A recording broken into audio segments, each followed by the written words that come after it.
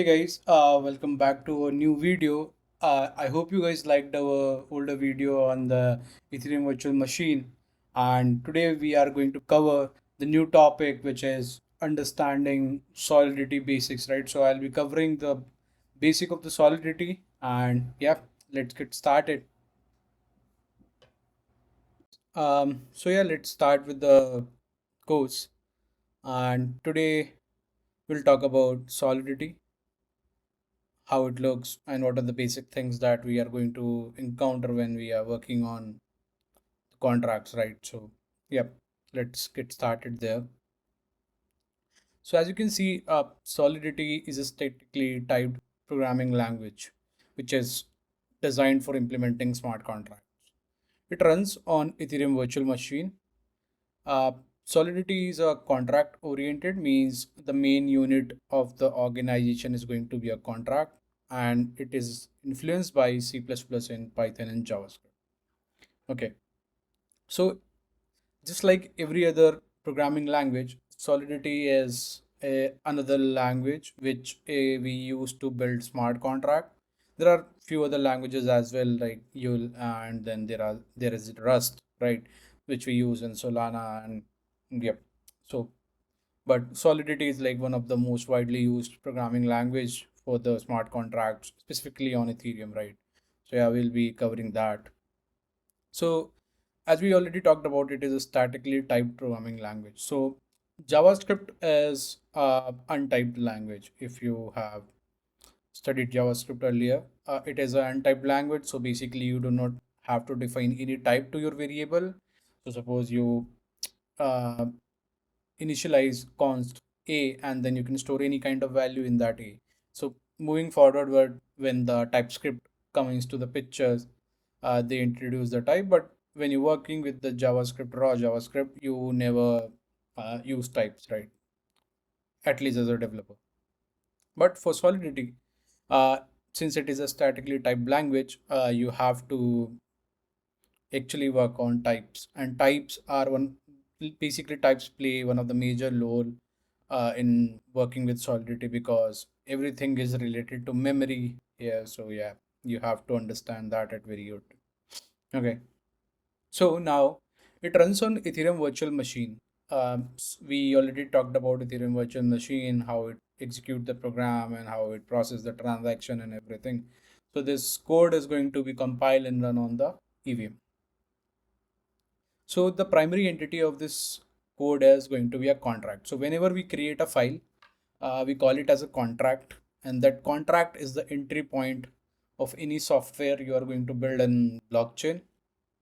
So like when you are going to interact with backend, you have API endpoints, right? And using those API endpoints, you can interact with the business logic of the program. But for Solidity or for blockchain, the contract is going to be the entry point for any software or for any business logic.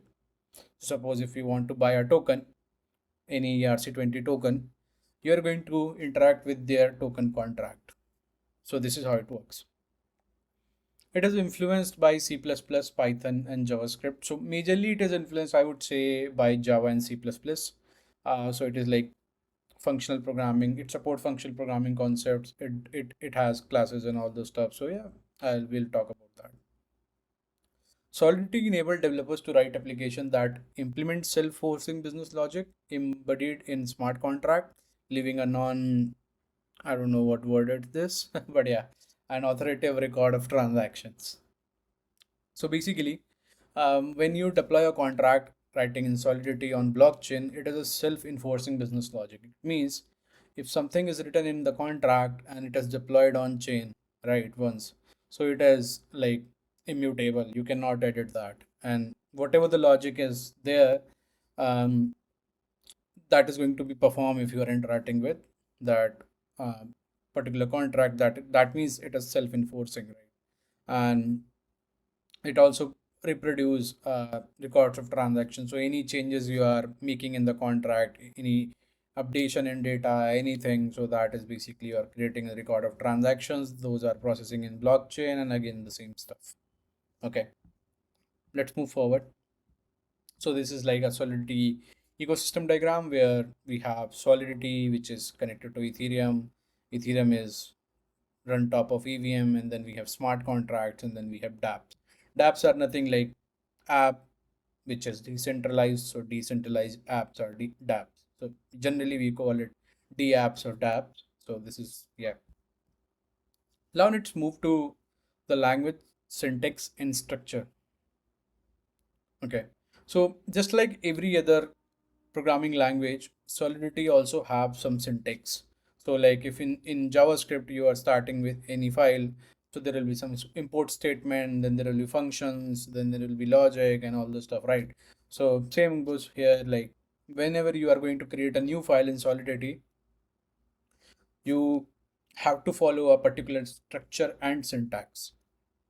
So how it works is every Solidity file start with a pragma directive. So pragma is nothing but you have to basically define the Solidity compiler version.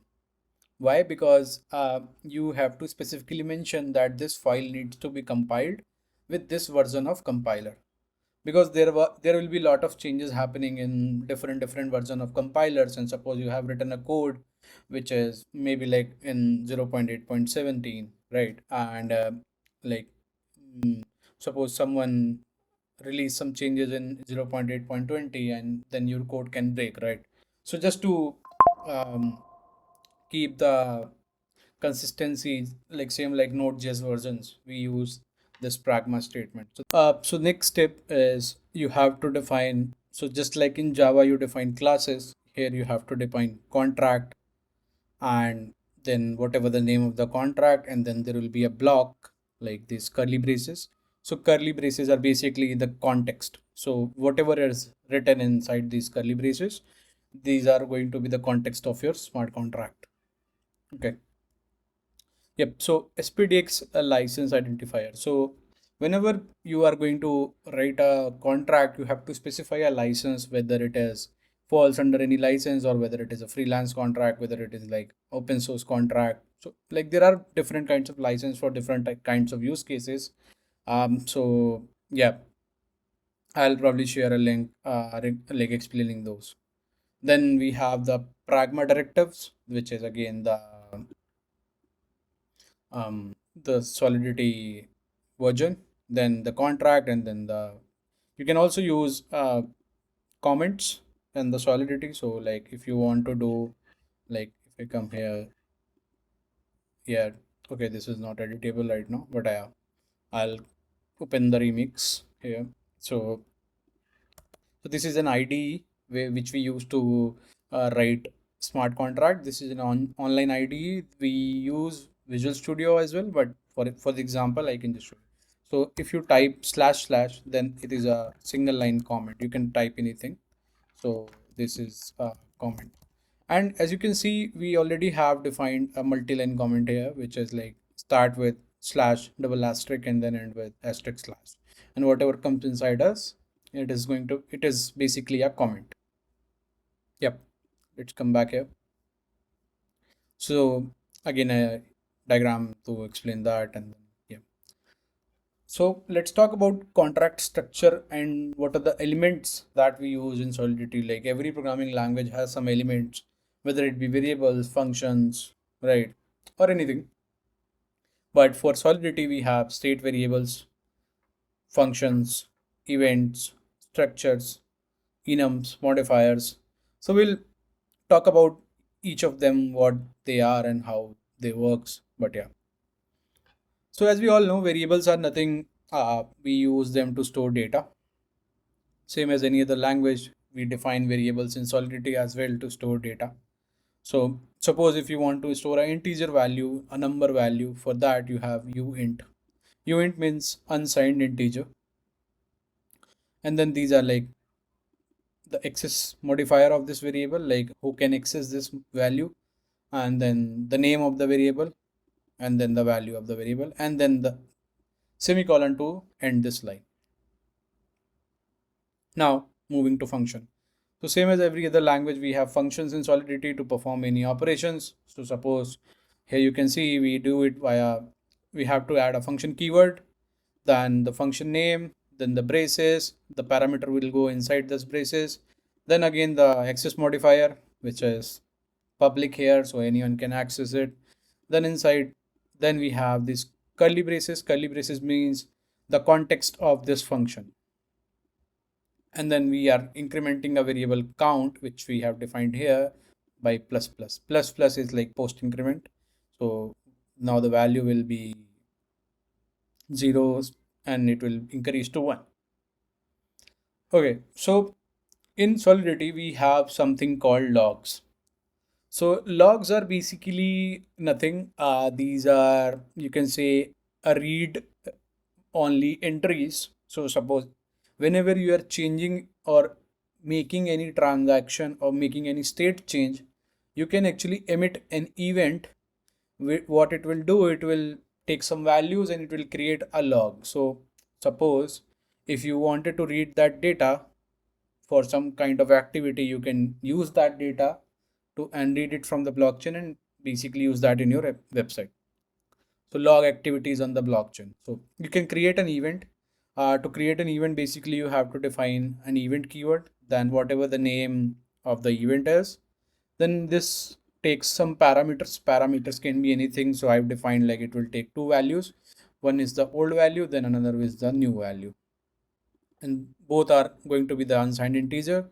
So old value will be passing the 0, and then the new value will be passing the count plus plus, and it emits the event. So we have this entry available on chain, then this data is being changed from this old value to new value, and we can use it for our any purpose, right?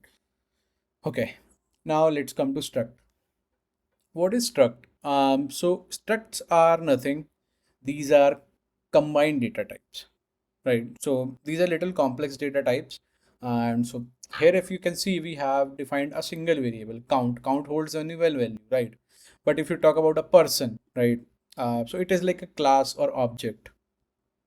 Person can have multiple properties, right? It can have a name, it can have an age, it can have an email, mobile number, right? So some whenever you want to create an entity which has more than one property, then you use struct. It is nothing but object mapping. So yeah, and then you can define uh, so suppose a person have a name, and then you have to also define the name is going to be of a string type, but age is going to be a number, so it is going to be a UN type. Okay, now let's come to enum. So enums are nothing. So if you have ever defined constant in your code, so suppose for yes or no, yes is equals to 1, no equals to 0, or maybe like you have to define few states: pending, approve, and rejected. So pending would be 1, approved would be 2, rejected would be 0. So this is how you can define enum. So enum is nothing. It has a constant integer number for any constant value, right? And then we have modifiers. So modifiers are basically, you can call it as hooks, right? So what hooks do is, so suppose you have this function increment, right? This function increment, you want something to run before this function. So whenever you're calling a function, suppose you wanted to add a pre-check or post-check, like before running the function, you have to verify if the count is something or not, right? So that kind of work only modifiers do, right? So if you check here, we have added an example only owner. So we can actually define uh, owner for this contract, like who can actually call, like it is basically an authentication. So what who can call the contract, and if we added a modifier only owner in this function, then only the owner of this contract can call this function, and that check is going to be made by this modifier. So this is what modifiers do. Look, before calling this function, we'll check if message.sender. So message.sender is basically a predefined variable.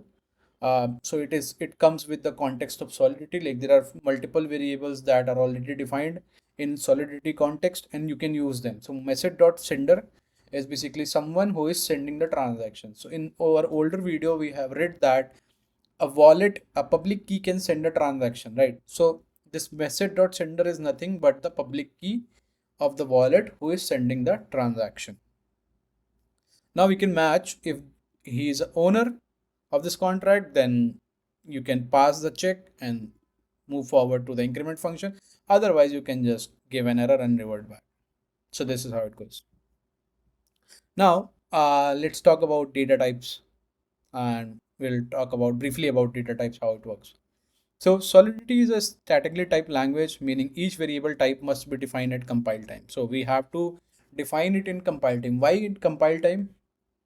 So um, when you're talking about any state variable, state means those variables which are going to store permanently on the contract storage, right?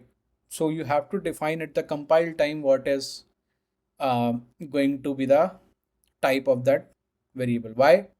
Because when you deploy a contract, the blockchain actually assigns some amount of storage to your contract on nodes on Ethereum network, and that storage can be computed by the help of these variables. So suppose you have defined 10 variables, right? And all those 10 variables are uint. So, and you have defined uint 256 byte. So you are specifying that I have 10 variables, each of 256 bytes. So I need a space 10 into 256 byte at least on the blockchain. So this is how it works. And that is why you have to define it in the compile time. Every variable has their own storage. So Boolean takes only 1 byte because it stores one character, 1 or 0. Integer vary from 8-bit to 256 bits, which is basically int 8 in 256. It can be 32, it can be 64, it can be 128, and then move to 256 bytes. Then address.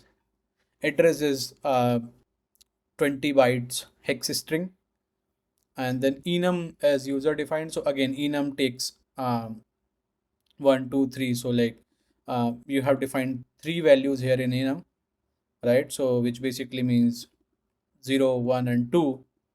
Then it is going to take uint 256 or maybe uint 8 of 3 bytes, right? Then we have functions, and functions are different. So function are basically reference type variables. Okay. Now let's talk about those variables which directly store into the memory. These are passed by value. So booleans can be true or false, like bool is active equals to true. Then we have integer. Again, we talked about that. Signed integer int 8 int 256. Unsigned integer uint 8 uint 256.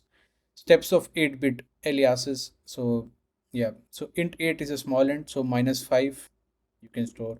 Uint 56 is a big int, big uint, and 100. So basically, I'll tell you. So every integer had a specific byte. So when you talk about you int 8 or u8, it can store up to some amount of numbers. So maybe I'll tell you.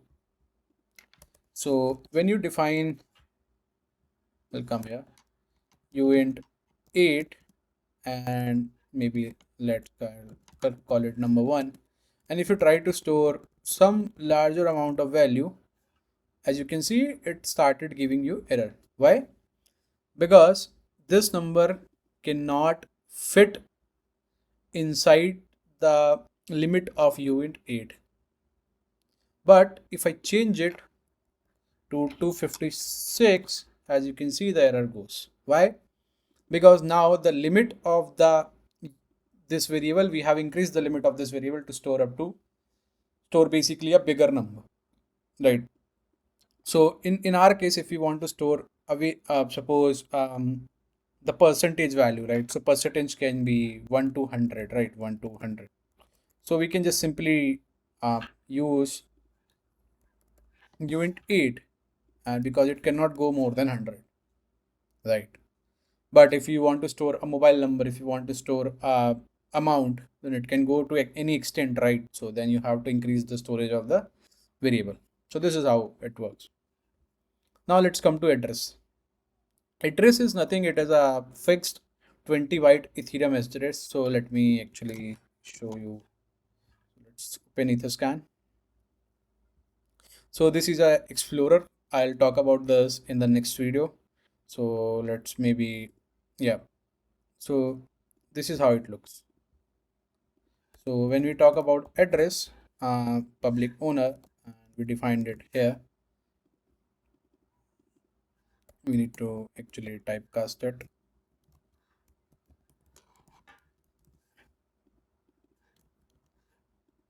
Um, okay. Oh, so this is not checksum. That is the issue. I'll copy it from here. Yeah. And now we can just also remove this. Now it should work. So address is always going to look like this. It will start from 0x and then there will be a random hash, random list of characters. And this is the address which is basically, and your public key will also look like this. So it is a 20 byte fixed string. Now fixed size and bytes array. So bytes also available in from range to byte 1 to byte 32. So again, this is a 20 byte. So if you check from here to there, these are 20 characters, right? And if you define byte 1 and let's suppose we call it value and we try defining any value here, right?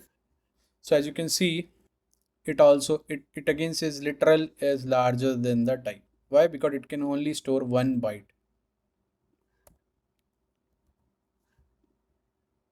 So I guess, yeah, only one character. Okay. If you want to store more than one characters, you have to define byte 32 value. Now then you can even store this, even you can move forward, right? So this is actually more than 32, but we need to reduce it to 32. So maybe now let's move forward. So we have the another data type which is known as enum. So enum basically we can define something like that, enum status, and let's keep it short and so it will tell me 1 and b. I guess we are not going to use, yeah. So yeah, let me add active and inactive and pending. So now we can basically use it like something like this, status dot active. So it's basically like an object, right? So a constant object. Okay. And then there will be a function type. So to define a function, as you can already see, I have already defined a store function. So you have to use the function keyword, then the store, then the function name, and then we have the parameter that we are going to use inside the function, and then the access modifier. And then we also have a return type. So suppose we want to return num, right? So as you can see, it started giving us error. So why? Because we have to specify the return type. So which is return you went to 56. Okay. So now you can see that it is giving another warning, which is function state mutability can be restricted to pure. So rather than using public, like public would be there, but you can add one more thing, which is pure. So pure is basically like when the function output is going to be same every time for a respected input, then we basically use the pure. So yeah. Now let's move forward. We have few reference type data types as well that are like arrays, string, struct, and mapping. So so how you basically define an array? Let's talk about it. Suppose we want to store numbers, and you went to 56 ARR, and suppose we define 10, 11, 12. So this is how you define an array. And why you're getting an error? Because you are defining the array in the storage, so you have to specify the size. The moment you specify the size, the error will go, right? So because you're going to store only three values, and the value of this variable has to be decided, the storage of this variable has to be decided the compile time. So you have to basically um, define the size of the array, right?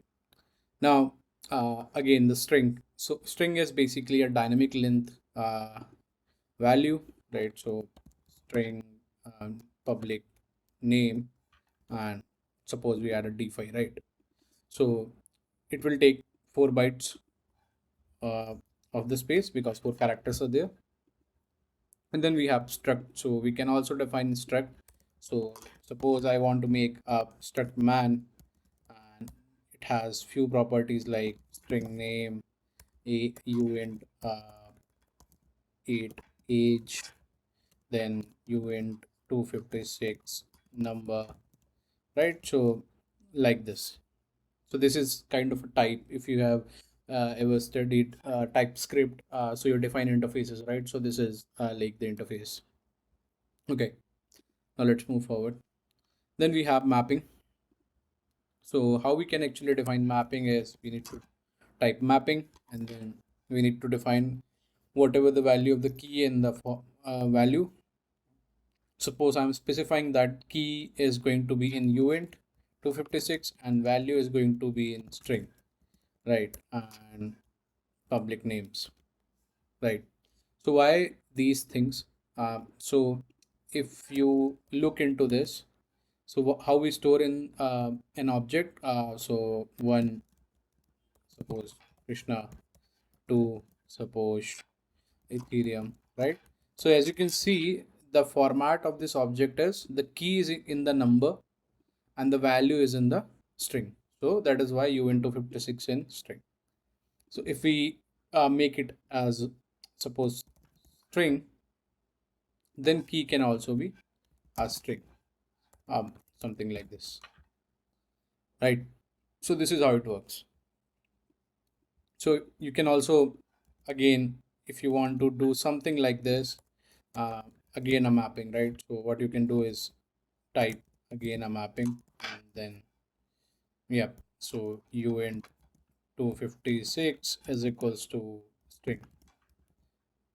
So how this will look is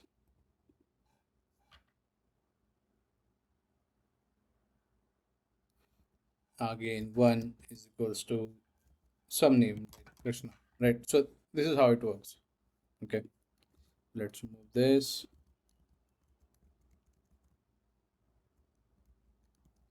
Yeah. Okay, so I think I also added an example here. So how you can define a string, define an array, define a mapping, define a user, right? And then how you can create the user, right? So suppose you have created a type, right? And now you want to instantiate an object using this type. So you have to basically call user, and then you have to pass these three parameters, and you have to store it into a variable, and the type should be the user. So this is how it works. So there is a small comparison like what value types and different types actually look into Solidity. So if you look here, we are talking about the aspects and what is the difference. So when we talk about storage, stored directly into memory, stored by reference pointer to data. So if you have heard about reference variable and like pointer variable, right? So basically it creates a image. So how it works is I'll show you.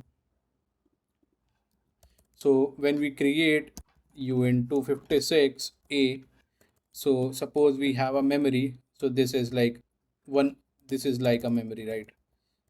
Suppose we can consider this as memory blocks, right? Now, if we define A, as we already know that each block is of 256 bits, and we have already defined UN 256 bit. So A will be stored here, right? Directly into the storage. But if you define an uint 256, suppose 3 ARR2, and 1 2 3. So how this works is, in this case, is it, so this array will not get stored here directly. This is not how it looks. So the compiler will actually assign a different space for this array, right? And then basically assign this memory space an ID. So suppose ID 1, right? Now this ID will be stored here. So basically whenever you are referencing to this block, you are referencing to the ID of this memory. So that is why it is known as a reference type, because you do not store the values directly here, but you create a separate memory block for the values, and then you store the reference of that memory block into the storage. So this is how it works. Yeah.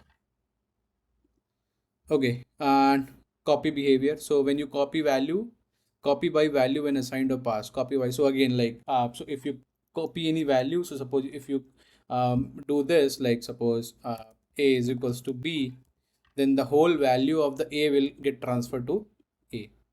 But if you do like arr3 is equal arr4 is equals to arr2, then the reference ID of this variable is going to be stored in that. And whenever you're referencing arr4, you're basically referencing the ID of that memory block that we have already stored, and then it will access to that memory block. So that's why. Example data types. So like water value type bool int uint address byte 1 to 32 in a main function. So in easy term, what you can say, any variable, if the space is already defined at the compile time, that are value type. If you are defining an array string struct and mapping, right? And so those are no, so basically those contains multiple number of values. They can hold multiple dynamic values, right? So they are the reference type. The size is fixed, and for them size can be dynamic and change at the runtime.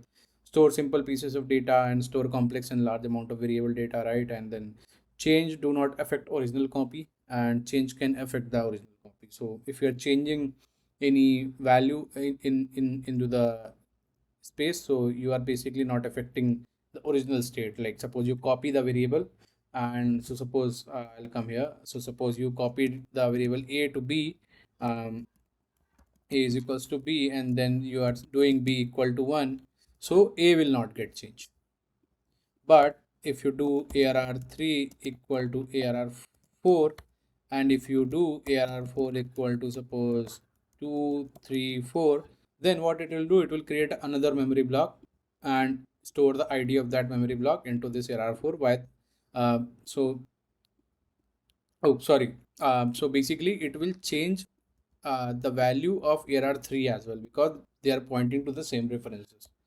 So this is how it works. Yeah. Now let's talk about variable visibility. So what is visibility? I'll talk about that. There are three types of visibilities in Solidity, and one of them is public, internal, private, right? So when you define anything as public, right, you can access it inside the contract, you can access it in the derived contract, you can access it in the outside contract.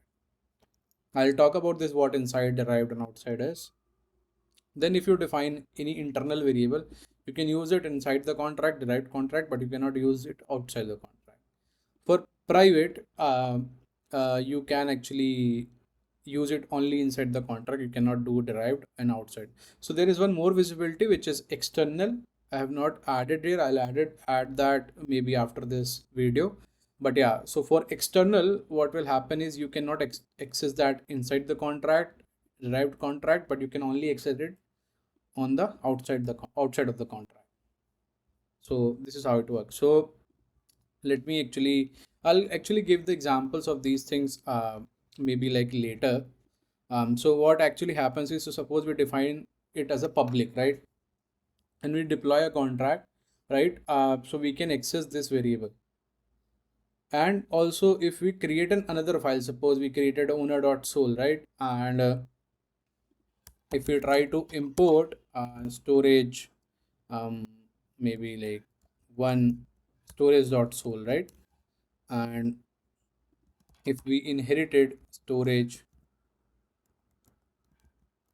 one Okay.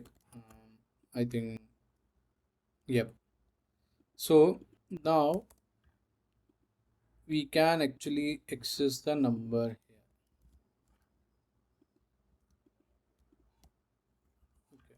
Okay. Yeah, we can inside access it inside the u int 256 number 2 and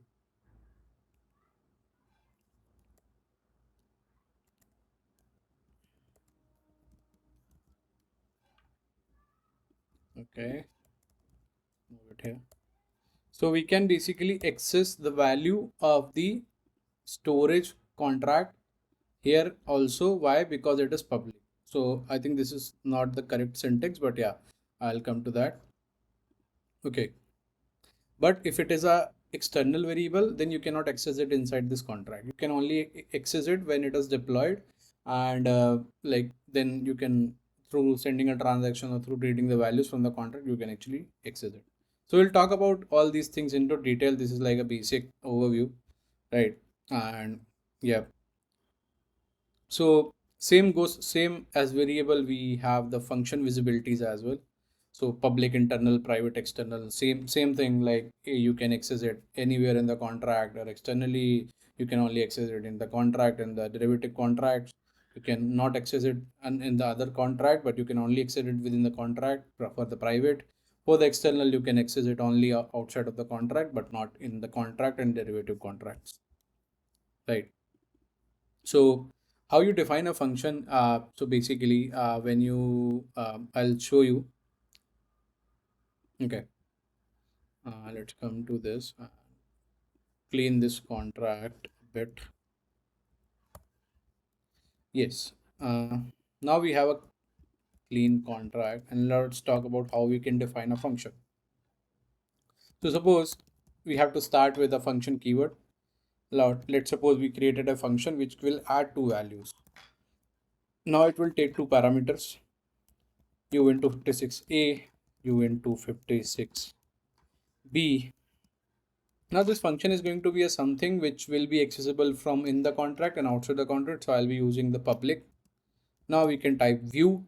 View is basically it is not changing anything. So whenever we have two types of uh, so what do we call this?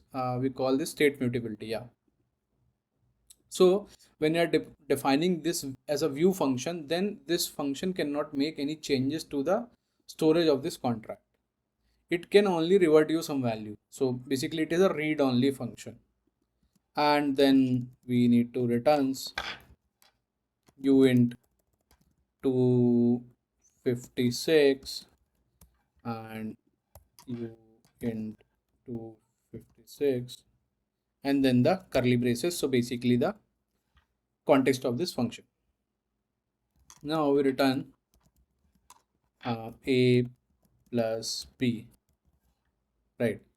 Now you can see it started giving us in warning, which is state mutability can be restricted to pure. Why? Because output of this function is always gonna respective to these two inputs.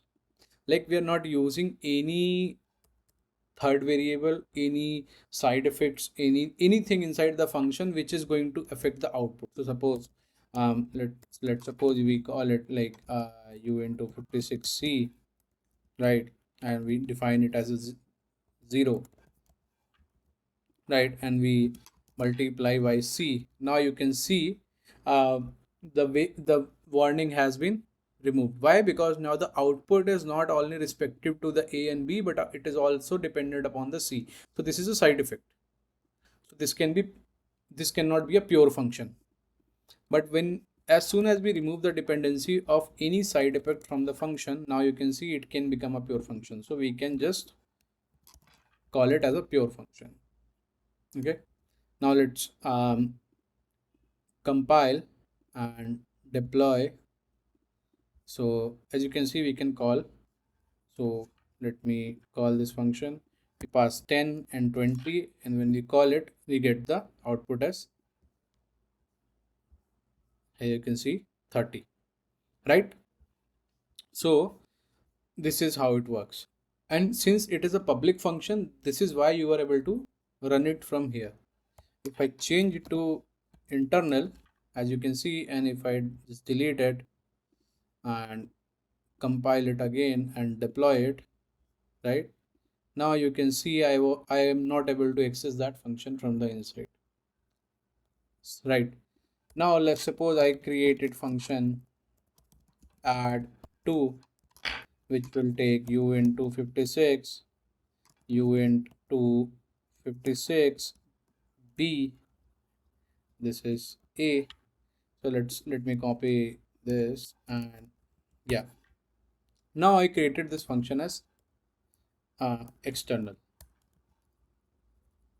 and what I'm doing here is I'm returning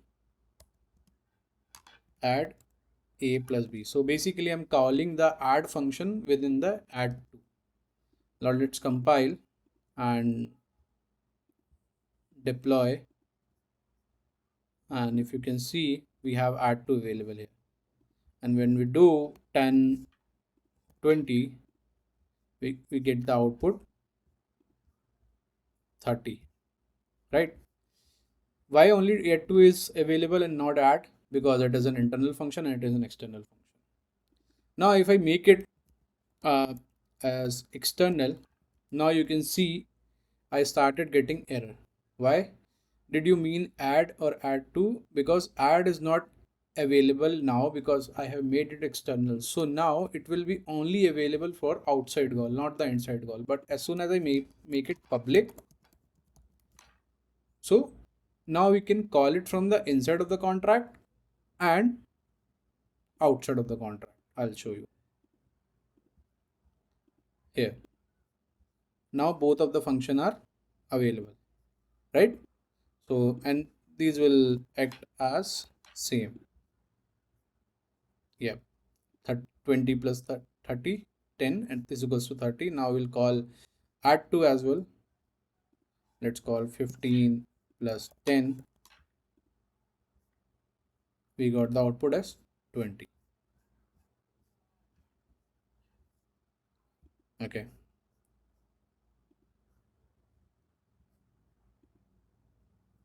Now let's move forward. So I gave you the example of add function, and we already talked about the function visibility and the state mutability keyword. So what are the state mutability keyword? View, pure, payable, and none, right? So now let's talk about that, how to zoom out. Let me check. Yeah, I'm not able to zoom out. Just a second. Yeah. Now let's talk about these state mutability keyword. We already talked about view and pure. Now I'll tell you what payable is. So the moment you define payable, right? It means now you can send ether to this transaction. So I'll tell you. So suppose there is a function which allow you to deposit some ETH in your contract. So how will you send that ETH? So for that you actually have to make your function payable. And while calling the function, you have to actually pass a value here. This is the amount of ether you are sending to this function while calling. So this is, I believe this is not very understandable right now, but we'll see when we will work on the use case, but you have to understand it right now. And when we do nothing, so like no state mutability, so what we are basically saying here is suppose u into 56 c is equals to 1, right? And then what we will do is c is equals to a plus maybe like add a comma b and then return c, right?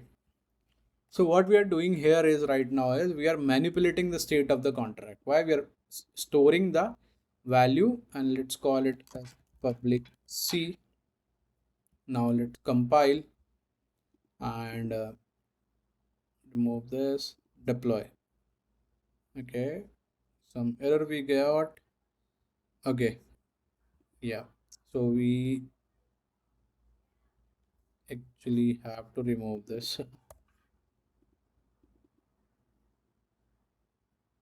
Deploy. Yep, it's deploy now.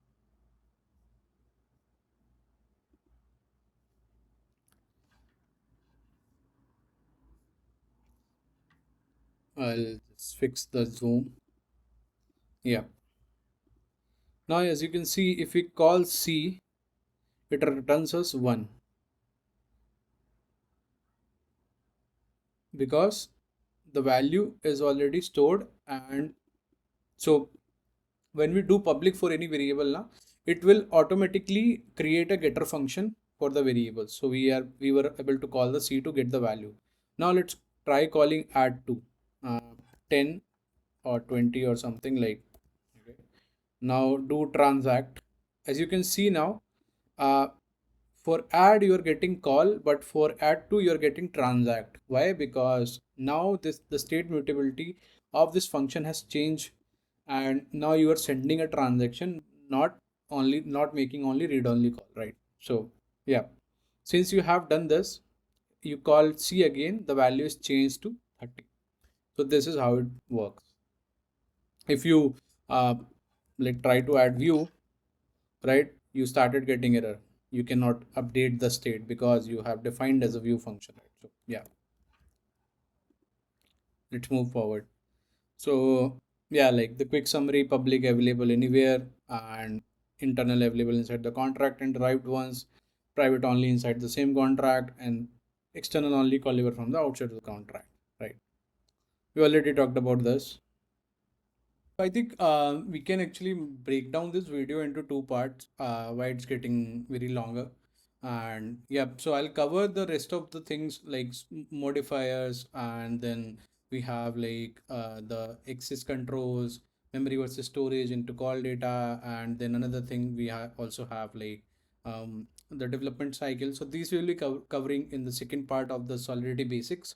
And so yeah, I'll be waiting for you guys to cover up this video, and then we'll be meeting into the second video. Hope you guys liked it. Thank you so much, and don't forget to like and subscribe.